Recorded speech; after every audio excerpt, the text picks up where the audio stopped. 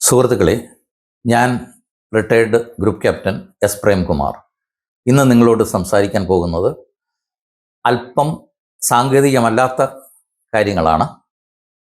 സ്വല്പം മനഃശാസ്ത്രപരവും സ്വല്പം മാനേജ്മെൻറ്റും ചേർന്ന ഇടപഴകിയ ഒരു സംഭവമാണ്. എന്നാൽ അത് സൈനിക വ്യോമയാനവുമായി ബന്ധപ്പെട്ടതുമാണ്. 2002-2003 കാലഘട്ടത്തിൽ എന്നെ ഒരു ടെക്നിക്കൽ ഇൻവെസ്റ്റിഗേഷനായി നിയോഗിക്കപ്പെടുകയുണ്ടായി. അതിനുവേണ്ടി ഞാൻ ആ സംഭവം നടന്ന ഒരു എയർഫോഴ്സ് ബേസിലേക്ക് വരികയുണ്ടായി. അവിടെ വന്ന് അതിനു വേണ്ട ഔദ്യോഗികമായ പേപ്പറുകളെല്ലാം കളക്ട് ചെയ്തിട്ട് അവിടെ കാണേണ്ടതും തെളിവെടുക്കേണ്ടതുമായ കാര്യങ്ങളെല്ലാം ചെയ്തതിന് ശേഷം ആ കമാൻഡറിൻ്റെ മെയിൻ്റനൻസ് അധിപനായ ഒരു എയർവൈസ് മാർഷലുണ്ട്, അദ്ദേഹത്തെ കാണാൻ പോയി. അദ്ദേഹം അവിടെ ചെന്നപ്പോൾ എൻ്റെ മോഡസ് ഓഫ് പ്രാൻഡി, ഞാൻ എന്താണ് ചെയ്യാൻ പോകുന്നതിനെ കുറിച്ചെല്ലാം കേട്ടതിന് ശേഷം പുള്ളി എന്നോട് പറഞ്ഞു, നിങ്ങളൊരു 5-6 കൊല്ലം മുമ്പ് നടന്ന ഒരു Avro ആക്സിഡൻറ്റിൻ്റെ court of enquiry available ആണ് നമ്മുടെ ലൈബ്രറിയിൽ, അത് പോയി എടുത്തിട്ട് വായിച്ച് നോക്കിയിട്ട് അതേ രീതിയിൽ ഇത് എഴുതി കംപ്ലീറ്റ് ചെയ്യാൻ പറഞ്ഞു. കാരണം ടെക്നിക്കൽ ഇൻവെസ്റ്റിഗേഷൻ അത്ര വലിയ ബൃഹത്തായ ഒരു സംഭവമല്ല. പക്ഷേ എന്നടുക്കെ റെഫർ ചെയ്യാൻ പറഞ്ഞ അതൊരു കോർട്ട് ഓഫ് എൻക്വയറി ആണ്, അതൊരു അപകടമാണ്, അതൊരു ഫേറ്റൽ എന്ന് പറഞ്ഞാൽ കുറേ പേര് മരിക്കുകയുണ്ടായി. ഒരു ബാൻഡ് സെറ്റ് കംപ്ലീറ്റ് ആൾക്കാർ 24 പേര് കയറിയ ഒരു ആവറോ വിമാനത്തിൻ്റെ അപകടമായിരുന്നു അത്. അതൊരു 2 വോളിയത്തിലുള്ള ഒരു കോർട്ട് ഓഫ് എൻക്വയറി ആയിരുന്നു. 2 വോളിയം വളരെ ബൃഹത്തായ മൊഴികളെടുത്ത് കോർട്ട് ഓഫ് എൻക്വയറി എന്ന് പറയുമ്പോൾ നമ്മൾ മിലിറ്ററിയിലാണെങ്കിലും എല്ലാ CRPC പ്രൊസീജിയറുകളും IPCകളും എവിഡൻസ് ആക്റ്റും എല്ലാം ഫോളോ ചെയ്താണ് കോർട്ട് ഓഫ് എൻക്വയറി അല്ലെങ്കിൽ കോർട്ട് മാർഷൽ ലഞ്ച് തന്നെ ചെയ്യുന്നത്. പക്ഷേ എൻ്റേത് വളരെ അത്ര വിശദമായ സംഗതിയല്ല. എന്നിരുന്നാലും ഞാനത് റെഫർ ചെയ്യുണ്ടായി. അതിൽ നിന്ന് ലഭിച്ച ചില അനുഭവങ്ങളും ഇത് ഒരുപക്ഷെ മിലിറ്ററിയിൽ കൂടുതൽ ആപ്ലിക്കബിൾ ആണ്. നമ്മുടെ സാധാരണ ജീവിതത്തിൽ നമുക്കത് എങ്ങനെ ആപ്ലിക്കബിൾ ആകാൻ പറ്റും എന്നുള്ളതിനെക്കുറിച്ചാണ് ഞാൻ ഇവിടെ വിശദീകരിക്കാൻ ശ്രമിക്കുന്നത്. അപ്പോൾ ഞാൻ അത് വായിച്ചു നോക്കി. അതിൽ ധാരാളം മൊഴികളുണ്ട്.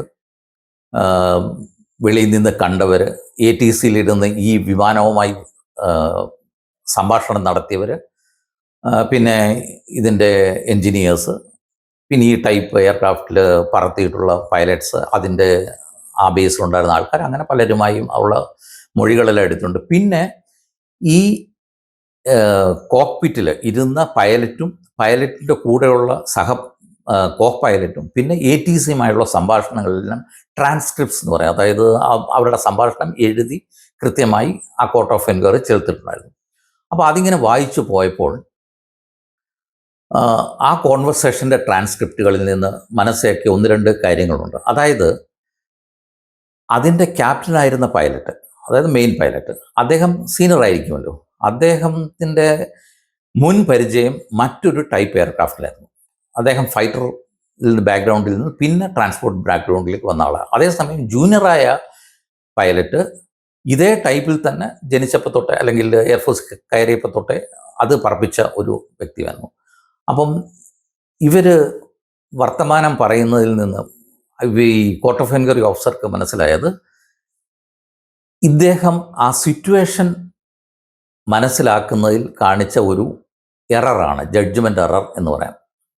അതാണ് ഈ അപകടത്തിലേക്ക് മുന്നിലേക്ക് നയിച്ചതെന്നാണ് കാണിക്കുന്നത്. അതായത് സിറ്റുവേഷണൽ അവെയർനെസ്, അതായത് പരിതസ്ഥിതിയെക്കുറിച്ചുള്ള ബോധ്യം, അത് വ്യക്തമായി നമ്മൾ ഏത് സംഭവത്തിൽ, അതിപ്പം ഏതൊരു സിറ്റുവേഷനിൽ നമ്മൾ പെട്ടാലും, ഒരു ബുദ്ധിമുട്ടുള്ള പ്രശ്നത്തിൽ വന്നു പെട്ടാൽ അത് നമ്മൾ ശരിക്കും മനസ്സിലാക്കിയിരിക്കണം. അത് മനസ്സിലാക്കുന്നതിൽ പറ്റിയ എററാണ് അദ്ദേഹത്തിന് പറ്റിയ ഒന്നാമത്തെ തെറ്റ്. അപ്പോൾ അദ്ദേഹം അതിനകത്ത് പറഞ്ഞുകൊണ്ടിരിക്കുന്ന ആ സമയത്തെല്ലാം പറഞ്ഞുകൊണ്ടിരിക്കുന്നത്, ഞാൻ പണ്ട് ഇത് പറപ്പിച്ചുകൊണ്ടിരുന്നപ്പോൾ ഇങ്ങനെ സംഭവിച്ചു, അതിൽ നിന്ന് ഞങ്ങൾ ഇങ്ങനെയാണ് ചെയ്തത്. ഇതിൽ ഈ പ്രത്യേക എയർക്രാഫ്റ്റിൽ സംഭവിച്ചത് എന്താണെന്ന് വെച്ചാൽ, ഇവർ അപകടം പറ്റിയ എൻജിൻ ഷട്ട് ഡൗൺ ചെയ്യുകയും അപകടം പറ്റിയ എൻജിൻ ഷട്ട് ഡൗൺ ചെയ്യാതെ അപകടം പറ്റാത്ത എൻജിൻ ഷട്ട് ഡൗൺ ചെയ്തു.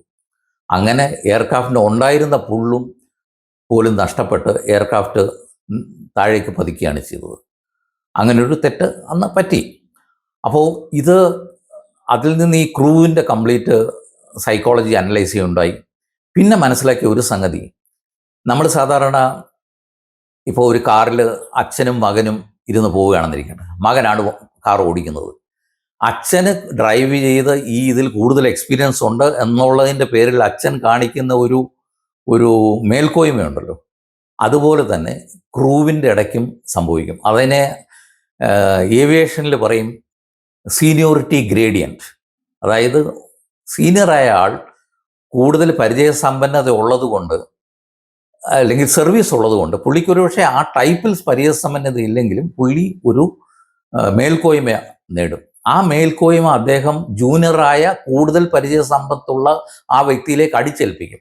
ഇത് നമ്മൾ കാറിൽ കാണുന്നതാണ്. അച്ഛൻ ഇരിക്കുമ്പോൾ അച്ഛന് പറയാനുള്ള മേൽക്കോയ്മ ഉണ്ടെന്നുള്ളത് കൊണ്ട് മാത്രം ഒരുപക്ഷെ മകനായിരിക്കും ഇത്ര കൂടുതൽ ഡ്രൈവ് ചെയ്ത് പരിചയം, എന്തായാലും പുള്ളി അടിച്ചു അങ്ങനെയല്ല, നീ ഇങ്ങനെ ചെയ്താൽ മതി എന്നൊക്കെ പറഞ്ഞ് നമ്മൾ ചെയ്യും. അത് ഒരു തെറ്റായ പ്രവണതയാണ്. നമുക്ക് മേൽക്കോയ്മയോ അല്ലെങ്കിൽ സീനിയോറിറ്റിയോ സ്കില്ലോ ഉള്ള ഒരാൾ അദ്ദേഹത്തിൻ്റെ അഭിപ്രായം പറയാം.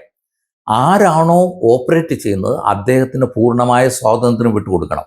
അത് നമ്മൾ എപ്പോഴും, അത് കാറിലാണെങ്കിലും അല്ലെങ്കിൽ ഇതുപോലുള്ള ഏത് സിറ്റുവേഷനിലും, അതിപ്പോൾ ഒരു റെസ്ക്യൂ മിഷൻ നടക്കുക, ഒരാൾ കിണറ്റിൽ വന്നു, ഒക്കെ എടുക്കാൻ ശ്രമിക്കുക, അന്നേരവും നമ്മളത് ചെയ്യണം. കാരണം കിണറ്റിൽ ഇറങ്ങുന്ന ആളിൻ്റെ സ്കില്ലും ആരോഗ്യം അയാൾക്ക് മാത്രമേ അറിയത്തുള്ളൂ.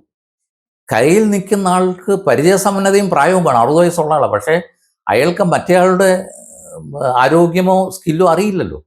അപ്പോൾ അതിന് നമ്മൾ അഭിപ്രായം പറയണം, പക്ഷേ വിട്ടുകൊടുക്കണം. ആ സീനിയോറിറ്റി ഗ്രേഡിയൻ്റ് ഒരു കൺസിഡറബിൾ ഫാക്ടർ മാത്രമായിരിക്കണം, അത് അതിൻ്റെ ഫുൾ ചെയ്യാനുള്ള സംഗതിയായി മാറരുത്. പിന്നൊന്ന്, ഈ സാധാരണ നമ്മൾ ആഹാരം കഴിച്ചുകൊണ്ടിരിക്കുമ്പോൾ മൊബൈൽ കാണും, അല്ലെങ്കിൽ പാട്ട് കേട്ടുകൊണ്ട് ഡ്രൈവ് ചെയ്യും. അതിനകത്തുള്ള ഒരു പ്രത്യേകത എന്ന് പറഞ്ഞാൽ നമുക്ക് പാട്ട് കേട്ടുകൊണ്ടും ഡ്രൈവ് ചെയ്യാൻ പറ്റും. കാരണം ഡ്രൈവിംഗ് അറ്റൻഷൻ കൂടുതലും പാട്ട് കേൾക്കുന്ന കുറവും മതി, എന്നാലും പാട്ട് ഫുള്ളായിട്ട് കേൾക്കും. അല്ലെങ്കിൽ ആഹാരം കഴിക്കുന്നത്, നമ്മൾ ആഹാരം വായിലേക്ക് തന്നെ പോകും, പക്ഷേ എനിക്ക് മൊബൈലിൽ കൂടുതൽ ശ്രദ്ധിക്കാൻ പറ്റും. ഇത് ഒരു അറ്റൻഷൻ്റെ ഡൈവേർഷനാണ്. അറ്റൻഷൻ്റെ ഡൈവേർഷനകത്ത് നമ്മുടെ സിറ്റുവേഷനിലേക്കുള്ള ഫുൾ ഫോക്കസ് നഷ്ടപ്പെടുകയാണ്, അവെയർനെസ് നഷ്ടപ്പെടുകയാണ്.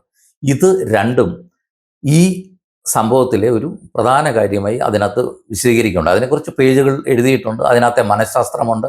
അതിനകത്ത് നമ്മളിപ്പം ഫോക്കസ് എന്ന് പറയുന്ന സംഗതി തന്നെയാണ് ഒരുപക്ഷെ ഏവിയേഷനിൽ അവരതിനെ സിറ്റുവേഷണൽ അവെയർനെസ് എന്ന് പറയുന്നത്. കാരണം നമ്മൾ സിറ്റുവേഷനിൽ നിന്ന് വേർവിട്ടുകൊണ്ട് അത് സോൾവ് ചെയ്യാൻ ശ്രമിക്കും. പിന്നെ വേറൊരു പ്രത്യേകത എന്ന് പറഞ്ഞാൽ നമ്മൾ ചില സിറ്റുവേഷനെ ട്രിവിയലൈസ് ചെയ്യും. അത് നമ്മൾ മനഃശാസ്ത്രപരമായി നമ്മളൊരു ഡിസ്പ്ലേസ്മെൻറ്റ് നടത്തി, അതായത് അത് വലിയ സംഭവമൊന്നുമല്ല, ഞാനിത് ഇതിനു മുമ്പും കണ്ടിട്ടുണ്ട്, എനിക്കിത് ഹാൻഡിൽ ചെയ്യാൻ പറ്റും എന്ന് പറഞ്ഞതുകൊണ്ട് അതിനെ നമ്മൾ ട്രിവിയലൈസ് ചെയ്യാന്ന് പറയും. അതായത് അതിനെ നിഷ്പ്രഭമാക്കുക, അല്ലെങ്കിൽ അതൊന്ന് ലഘൂകരിക്കപ്പെടുക. അങ്ങനെ ചെയ്യുന്നതിലൂടെയും നമ്മുടെ ഫോക്കസ് നഷ്ടപ്പെടും. ഈ രണ്ട് സംഭവങ്ങളിലൂടെ ആ ഒരു അപകടം ഒഴിവാക്കാമായിരുന്നു, അല്ലെങ്കിൽ ഒരുപക്ഷെ ഒട്ടുമില്ലാതാക്കിയും. കാരണം ഒരു ഡബിൾ എഞ്ചിൻ എയർക്രാഫ്റ്റ് സിംഗിൾ എഞ്ചിനിൽ വന്ന് ലാൻഡ് ചെയ്തിട്ടുണ്ട്, പലയിടത്തും സംഭവിക്കുന്നത്. അതൊരു നോർമൽ എക്സിജൻസിയാണ്, അത് അവർക്ക് ചെയ്യാൻ പറ്റും. അങ്ങനെ ചെയ്യാമായിരുന്നുവെന്ന് അതിനകത്ത് ഒരു റിമാർക്കുണ്ടായിരുന്നു. അപ്പോൾ അതിൽ നിന്ന് മനസ്സിലാകുന്നത്, നമ്മൾ ഏത് ഇഷ്യൂവിലാണോ പെട്ടിരിക്കുന്നത് ആ ഇഷ്യൂവിൽ ഫോക്കസായി നിൽക്കുക, സിറ്റുവേഷനെ കുറിച്ച് ഫുൾ അവെയർനെസ് ഉണ്ടാകുക. പിന്നെ നമ്മൾ ആർക്കാണോ ഉപദേശം കൊടുക്കുന്നത് ആ ഉപദേശം കൊടുക്കുന്ന ആൾ നിങ്ങളും വ്യത്യാസമാണ്. നിങ്ങൾക്ക് നിങ്ങളുടെ സ്കില്ലും എക്സ്പീരിയൻസും, സ്കില്ല് നിങ്ങൾക്ക് പറയാൻ പറ്റില്ല, എക്സ്പീരിയൻസ് പറയാം, നിങ്ങളുടെ അത്രയും നാളത്തെ പരിചയ സമ്പന്നതയും ഒക്കെ നമുക്ക് പങ്കുവെക്കാം. പക്ഷേ you can't enforce yourself on to the operator.